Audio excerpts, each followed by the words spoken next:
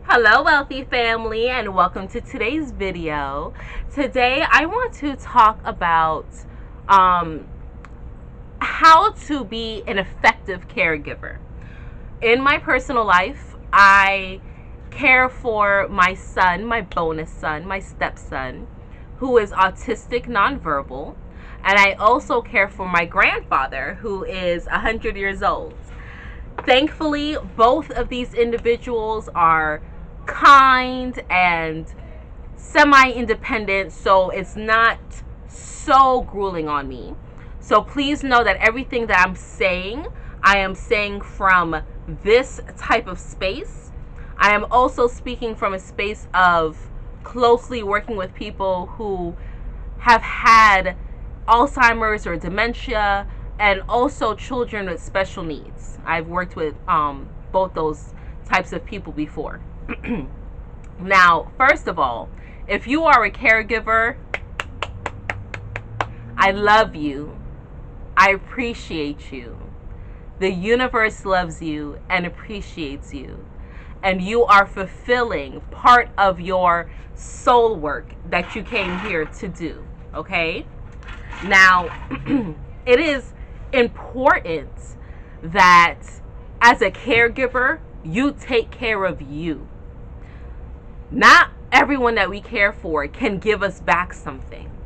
In a quote unquote normal relationship, it's a give and take from both parties. And in the event that you're not receiving from the other party that you're dealing with, you can choose to walk away and not deal with it anymore. But in the case of a caregiver, the majority of the times that's not the case. You know, for whatever reason, whether it's for monetary reasons or love reasons, you have chosen to become a caregiver.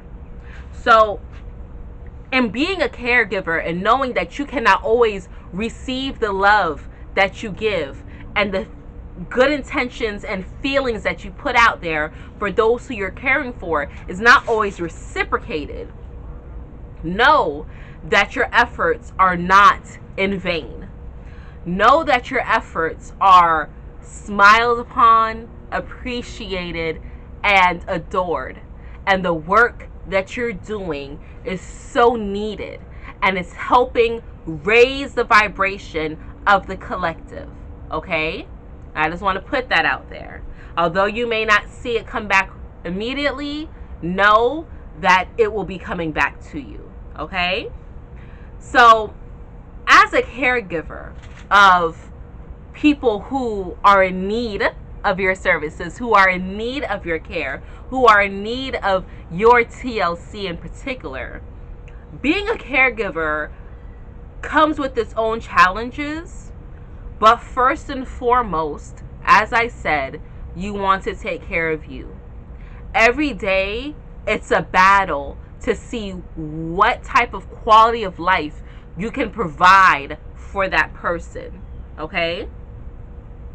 So when you go into the situation, or you wake up, or you rise, whatever it may be, when you're getting ready to go and deal with that particular care, that person in need of care, before you go in, fortify your mind. Before I deal with anyone in the morning, I fortify myself.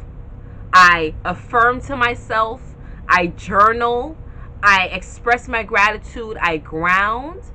But that's what I do in order to fortify myself so I can deal with the pressures that I know is coming, having to deal with these individuals who need my care. I also keep in mind that I cannot deal with them the same way how I deal with Joe Schmo. I cannot expect them to move at the drop of a dime. I cannot expect them to move at my pace. I cannot expect them to understand certain things. So I meet them where they are. It's important as a caregiver that you know, especially if you're caring for someone in your family who you grew up with, like a parent or a grandparent, who you know how things used to be, and you just want so much for them to be like that or to get those things back. You have to realize that now where they are, due to whatever situation or circumstances put them there, they are not the same people.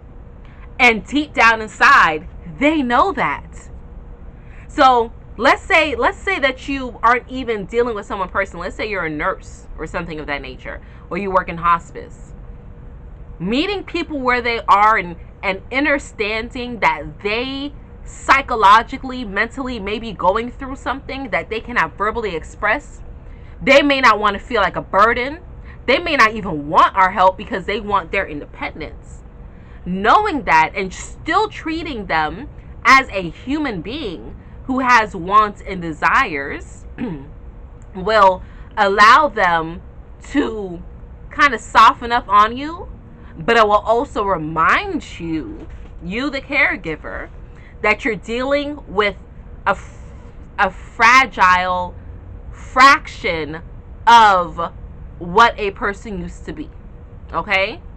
So what I mean by that, my grandfather, who's 100 years old. That's because I said my husband because I know my husband and I are going to make it to our triples. But my grandfather, who's 100 years old, he enjoys getting out. With this whole COVID-19, he's aware and he wears his mask when he needs to. But he doesn't like being told that he can't go and do something. And his wife, who is, in the house, she can't move around as much. All she does is sit and watch the TV, and she's always frightened. And she's like, why are you going to the grocery store? Why are you doing this? Did you put this on? Did you do this? And my grandfather's like, yes, I'm fine. I'm okay. Like, I made it to 100. Like, what's the issue, right? He wants his independence. When we go to the grocery store, he'll pick up a certain item, and he'll ask me 3 times, is this what this is? Did I get this? Did I remember this? Yes, Grandpa. Yes, you did. Yes, Grandpa. Yes, you did. Yes, Grandpa. Yes, you did. But I do it with a grain of salt and with pleasure, because I know that that's also keeping his mind sharp. I'm so thankful that he can recall the times in his 20s and his 30s and tell me those stories. But there's certain people that he won't go to the store with. There's certain people that he won't go to the doctor with. He'd rather sit there and tell you, no, I don't need nothing, because he doesn't want to deal with them, because those people do not treat him like a fraction of himself. They treat him like he's incapable, right? They want to take away that independence. So because I go in knowing that, hey, he wants his independence, he doesn't want to feel like a coddled little baby, he's aware of his situation, he knows he needs help, and he's willing to accept it a little bit more when I treat him like a human being and tell him, hey, this is what we're trying to do. This is my goal. This is what we're going to do. Okay? That's amazing to be able to provide that and have him receive it in a way that is beneficial for not just himself, but for me as well. I don't want to be stressed out, because when I get stressed out, I'm going to project that stress onto others, including not the people that are in my immediate care, my grandfather or my stepson, but the other people around me. Okay? So fortifying yourself, fortifying your mind, and then knowing that who you are dealing with, who you're caring for, is still a human being. Psychologically, deep down inside their spirit, they know, and they may feel like it's a burden, and that may make them bitter and angry. Know that it's not towards you. Don't take things personal. One of the 4 agreements. Don't take things personal. And although they may lash out, and again, like I said, I know there's some people that are, may have dementia or Alzheimer's or things of that nature, and they may not even know who you are, and they may lash out. They may have bipolar or schizophrenia or something like that, and they may lash out. Even with those people, even with those individuals that are just anger and bitter and lashing out, that it's not really them. It's a fraction of them that's causing them to behave this way. You always want to take things with a grain of salt when you're dealing with people that need care. Because I'm telling you, they know in their spirit, they know that they're better than this, especially if they can recall the old times. They know that they're better than this, and they are probably mentally beating themselves up right now that they're going through this. So know that they're already probably doing it to themselves. They probably have other people on the outside doing it to them as well. They don't need you, the primary caregiver, to come and project that foolishness onto them as well. Be kind with your actions and with your words. Move out of love and out of a genuine desire to make them, not only make them better, but make the world a better place, raising the vibration. That's the wave that we're on right now. That's the currency that we're flowing with. And I know it's tough, and I know it's hard, and especially if money is tight, I know it. I know it. But when you stay optimistic, and when you stay focused on the positive, when you refuse to carry that energy of burden with you, it allows you to soar and propel and start finding different ways and avenues to enhance the things that you're doing. Even if you all don't see eye to eye, it still helps. Know that it's there. Know that it is possible.